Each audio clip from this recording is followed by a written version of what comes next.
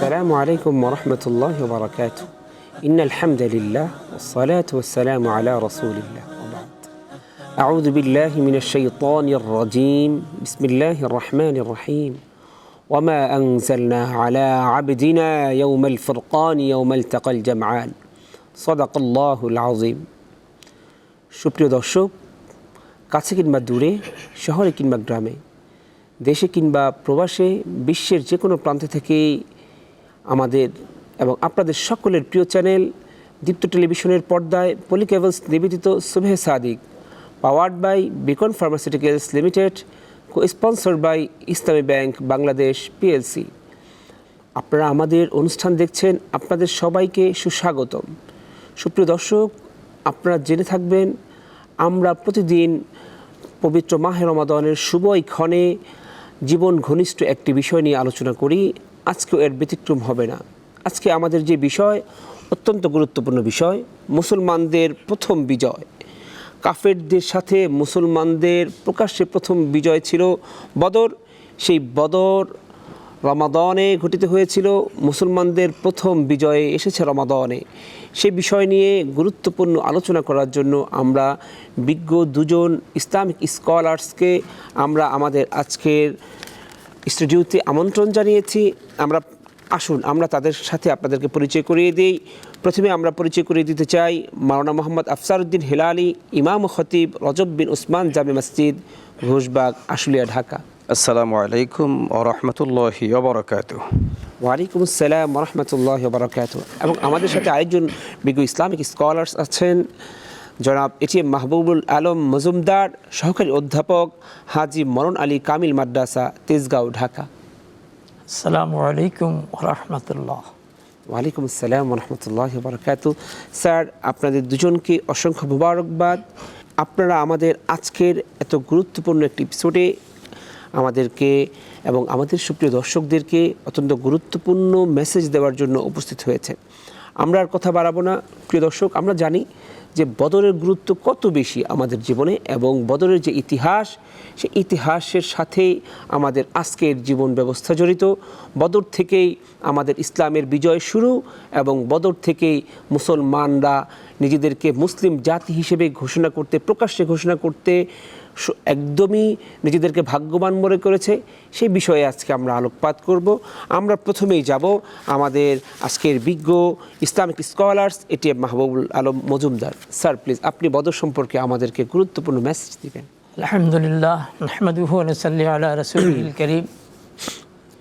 সুবহি সাদিক অনুষ্ঠানের দেশে এবং প্রবাসে যারা আছেন দেখছেন, সবাইকে সুস্বাগতম। আসসালামু আলাইকুম ওয়া রাহমাতুল্লাহ।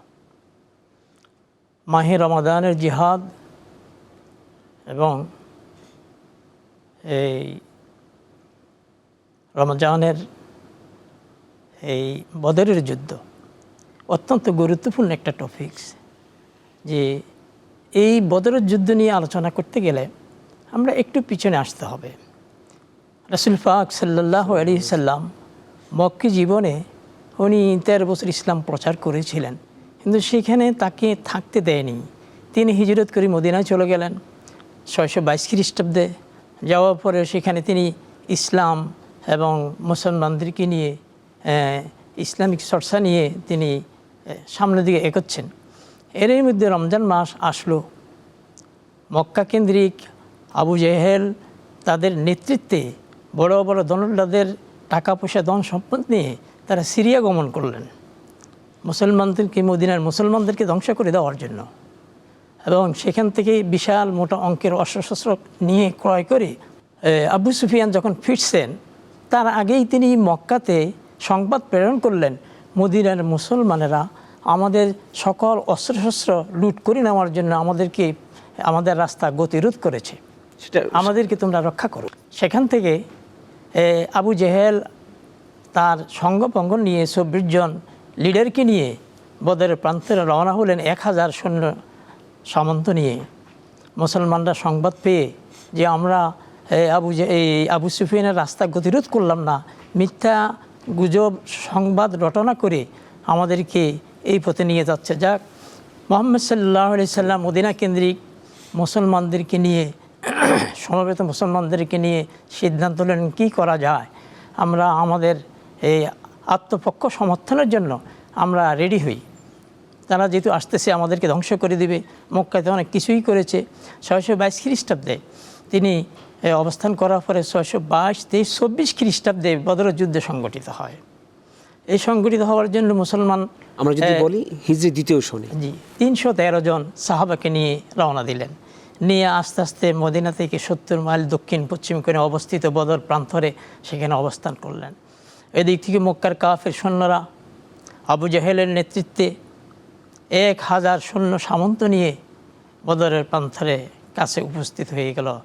মুহাম্মদ সাল্লাল্লাহু আলাইহি সাল্লাম সাহাবাদেরকে অভয়বাণী দিলেন। আলাইয়াকফিয়া বিসমিল্লাহ, কোরআন শরীফের মধ্যে আল্লাহ বর্ণনা করেছেন 4th পারায় 5ম পৃষ্ঠায়, আলাইয়াকফিয়াকুম আইয়ুমিদ্দাকুম রব্বুকুম বিসালাসাতি আলাফিম মিনাল মালাইকাতি মুনসালিন। মহান রব্বুল আলামিন এই 3000 নাজিলকৃত ফেরেশতা দিয়ে তোমাদেরকে সাহায্য করবে, এতে কি যথেষ্ট নয়? সুবহানাল্লাহ। এরপরে সাহাবায়ে কেরাম আনন্দিত হলেন। এরপরে আবার আয়াত নাজিল হলো, বালা ইন তাসবিরু ওয়া তাত্তাকু ওয়া ইয়াতুকুম মিন ফাওরিহিম হাযা ইউমদিদকুম রাব্বুকুম বিখামসাতি আলাফিম মিনাল মালাইকাতি মুসাওবিমিন। স্যার, আপনাকে অসংখ্য ধন্যবাদ। আমরা আবারও আপনার কাছে আসবো এবং এই আয়াতের তর্জমা শুনবো এবং বদরের গুরুত্বপূর্ণ বিষয় আলোচনা শুনবো। স্যার, এই মুহূর্তে আমরা আমাদের আরেকজন অনারেবল গাস্ট আমাদের হচ্ছে আফসার উদ্দিন হিলালি স্যার।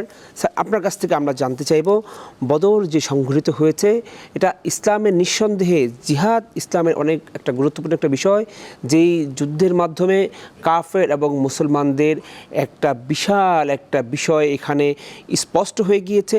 তো জিহাদ কাফেরদের বিরুদ্ধে আমরা কখন কখন করব এবং রাসূলুল্লাহ সাল্লাল্লাহু আলাইহি ওয়াসাল্লামের দেখানো কি পথ ছিল, যে পথে বদরি সাহাবীরা যুদ্ধ করেছেন, এবং আমাদের সেখান থেকে কি শিক্ষা নেওয়া? বদরের যুদ্ধ ইসলামের ইতিহাসে একটি ঐতিহাসিক বিজয়ের সূচনা স্থাপন করেছে। যুদ্ধ বা জিহাদ যেটা আমরা বলি, সেটা কখন হয়? কোনো একটা বিষয়কে অর্জন করার জন্য প্রাণান্তকর চেষ্টা যার পর নাই, এই চেষ্টাটাকে বলা হয় জিহাদ। আর এই জিহাদ এটা সর্বব্যাপী সর্বক্ষেত্রে চলতে থাকে। একটা সময় জিহাদের পথ রোধ করে যখন একটি ইনসাফের উপরে ত্রাস সৃষ্টি করা হয়, সে মুহূর্তে আর পিছু হটার কোনো স্থান না থাকার ফলেই যুদ্ধ সংগঠিত বা সংগঠন করা অনিবার্য হয়ে পড়ে। ঠিক সেই মুহূর্তেই যুদ্ধগুলো সংগঠিত হয়। ইসলাম আসলে যুদ্ধ করার জন্য আসেনি।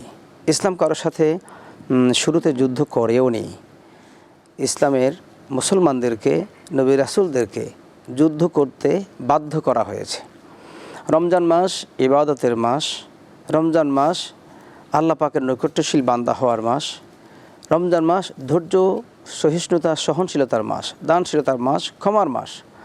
কিন্তু সে সময়ে মুসলমানরা সম্পূর্ণ অপ্রস্তুত বলা চলে। এমন একটি প্রেক্ষাপটে তারা ছিলেন, ইবাদতের ধ্যানমগ্ন তারা ছিলেন রমজান মাসে। কিন্তু হঠাৎ করে দ্বিতীয় হিজরিতে 17 রমজান এমন একটি সিচুয়েশন কুফার শক্তিরা তৈরি করলো যে মুসলমানদের সেক্ষেত্রে যুদ্ধ করা ছাড়া আর কোনো পথ খোলা ছিল না। এই যুদ্ধটা যদিও কাফেররা তারা অতর্কিতভাবেই তারা সূচনা করেছিল, মুসলমানদেরকে চাপিয়ে দিয়েছে, বিপদে ফেলে দেওয়ার জন্য মুসলমানদেরকে যুদ্ধ করতে একরকম বাধ্য করে। যদিও তাদের এই যুদ্ধ বাঁধিয়ে দেওয়ার মাধ্যমে তারা বিজয় লাভ করতে পারেনি। এতে তাদের হিতে বিপরীত হয়েছে, বিজয় হয়েছে মুসলমানদের। আমরা জানি এই বদরের যুদ্ধ যখন সংগঠিত হয়, কাফিরদের 70 জন সৈন্য মুসলমানদের হাতে বন্দী হয় এবং 70 জন সৈন্য মুসলমানদের হাতে নিহত হয়। আর অপরদিকে আমরা যদি দেখি, মুসলমানদের মাত্র 14 জন সাহাবী তারা শাহাদাত বরণ করেন।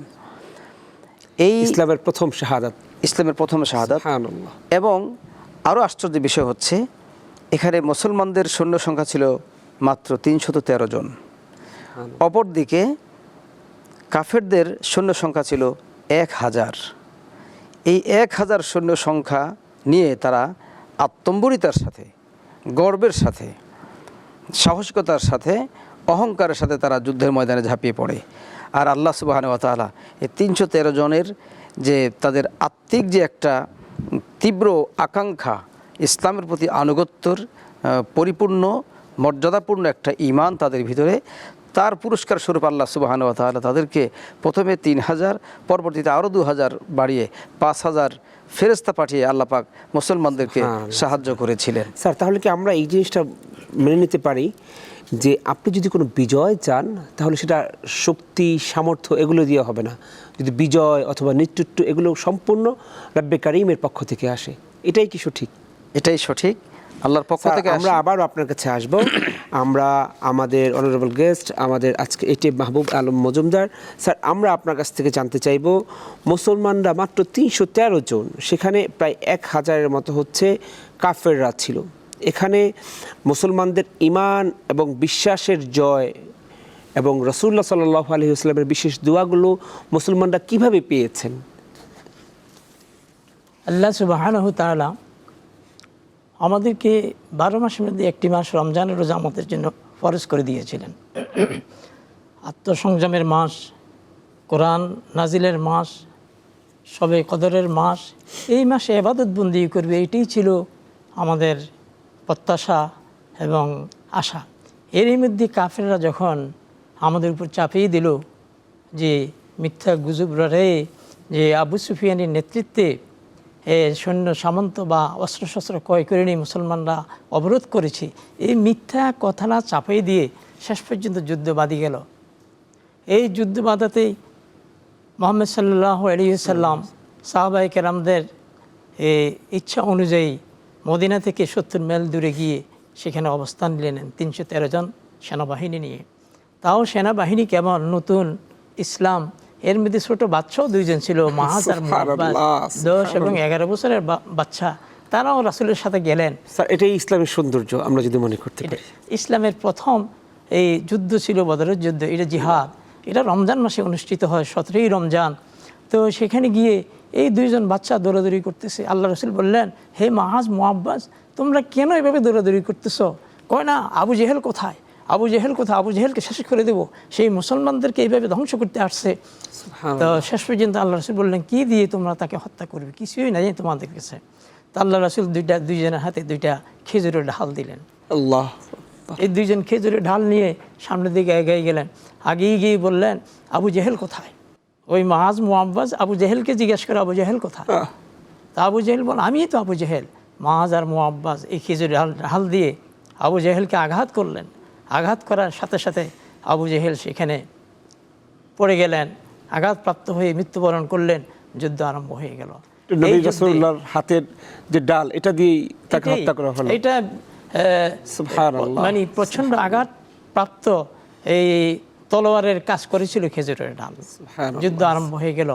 এই সেনাবাহিনীর, শত্রু সেনাবাহিনীর প্রধান সৈন্য আবু জেহেল, উকবা, উতবা, আর নফল, আল হারিস, আর নদর, এরকম 24 জন নেতা তারা এখানে উপস্থিত হলেন। 24 জনেই মুসলমানের কাছে তারা নিহত হলো। শেষ পর্যন্ত যুদ্ধে 70 জন কাফের সৈন্যবাহিনী নিহত হলো, 70 জন মুসলমানদের হাতে বন্দী হলো। মুসলমানরা 14 জন শাহাদাত বরণ করলেন। এই বিশাল জয় মুসলমানদের নয়, শুধু ইসলামের নয়, শুধু সারা বিশ্বের মুসলমানদের প্রথম ইসলামের বিজয়। আল্লাহু আকবার। সুবহানাল্লাহি ওয়া তাআলা আম্মা ইয়াসিফুন। আল্লাহ মহান, আল্লাহ রাব্বুল আলামিন এই মুসলমানদের মনোবল শক্ত করার জন্য, মজবুত করার জন্য আল্লাহ চিহ্নিত 5000 সৈন্য দিয়েছিলেন, আবার 3000 সৈন্য দিয়ে সাহায্য করেছিলেন। সব কিছু মিলাই বদরের যুদ্ধে মুসলমানদের ইসলাম প্রথম জয়, বিজয়, চতুর্দিকে ইসলামের বিজয় সুনিশ্চিত। সেই আশা আকাঙ্ক্ষা চতুর্দিকে ছড়াই গেল, মদিনা পৌঁছে গেল মুসলমানদের বিজয়। স্যার, আমরা আপনার কাছে আরেকটা প্রশ্ন জানতে চাইব, ইসলাম ও কুফরের মধ্যে এই বদর যুদ্ধের মাধ্যমে কি কি পার্থক্য হয়েছে? আসলে যারা ইসলাম ধর্ম গ্রহণ করে, যারা মুমিন, তারা একমাত্র বিশ্বাস আল্লাহর উপরে, মহান সত্তা রব্বুল আলামিনের উপরে। যে আল্লাহর উপরে বিশ্বাস স্থাপন করে সামান্য সংখ্যক মুসলমান নিয়ে সেখানে উপস্থিত হলেন। বীর বিক্রম বড় বড় শক্তিশালী কাফের যোদ্ধারা সেখানে উপস্থিত হলো। মুসলমানদের এই ছোটো মোটো দল, ছোট বাচ্চাদের কাছে এই অমুসলমান কাফেররা হেরে গেল। সুবহানাল্লাহ। স্যার, আমরা আপনার কাছে একদম অল্প কথায় আমরা ছোট্ট একটা প্রশ্নে আসতে চাই। স্যার, আল্লাহ রাব্বুল আলামিন এই বদরের যুদ্ধে মুসলমানদেরকে গায়বী সাহায্য করেছেন। এই গায়বী সাহায্য আমরা যদি এখন সেই সাহাবীদের মতো পরিপূর্ণ ঈমান নিয়ে থাকি, তাহলে আল্লাহর এই গায়বী সাহায্য সবসময় কি আমরা পাবো কিনা? খুব চমৎকার প্রশ্ন করেছেন, আলহামদুলিল্লাহ। অবশ্যই মুসলমানরা যদি তারা ঈমানের সহি পথে অবিচল অটল থাকে, আল্লাহর প্রতি ইস্তেকামত থাকে, আল্লাহ পাক তাদেরকে অবশ্যই সাহায্য করবেন। এই সাহায্য শুধু বদরের জন্যই নির্ধারিত ছিল না, বরং সীমাবদ্ধ নয়। কিয়ামত পর্যন্ত আল্লাহর মোমেন বান্দাদেরকে আল্লাহ পাক সাহায্য করবেন। আল্লাহ পাক কোরআনে কারিমেই এই সংক্রান্ত ইরশাদ করেছেন, ওয়ালা তাহিনু ওয়ালা তাহজানু ওয়া আনতুমুল আ'লাউনা ইন কুনতুম মুমিনিন। ভয় নেই, তোমাদের চিন্তার কারণ নেই, যদি তোমরা মুমিন হও আমরা তোমাকে বিজয় দান করব। আল্লাহ তাআলা আমাদেরকে বিজয় দান করুন। স্যার, আমরা সময় স্বল্পতার কারণে আমাদের এত গুরুত্বপূর্ণ একটি বিষয় বদর আমরা শেষ করতে পারলাম না, এবং আপনাদের পরিপূর্ণ বক্তব্য আমরা শুনতে না পারার জন্য আমরা আন্তরিকভাবে দুঃখ প্রকাশ করছি। আবারও আল্লাহ তাআলা যদি তৌফিক দেয় অন্য কোনো সময় অন্য কোনো পর্বে ইনশাআল্লাহ আমরা শুনবো। সুপ্রিয় দর্শক, আপনারা দেখছিলেন আপনাদের প্রিয় অনুষ্ঠান সুবহে সাদিক। আমাদের আজকের যে বিষয় ছিল বদর, আপনারা অত্যন্ত গুরুত্বপূর্ণ মেসেজ নিয়েছেন।